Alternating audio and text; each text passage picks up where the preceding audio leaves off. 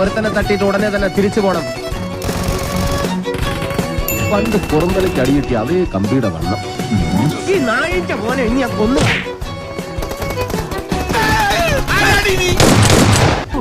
അല്ല പിന്നെ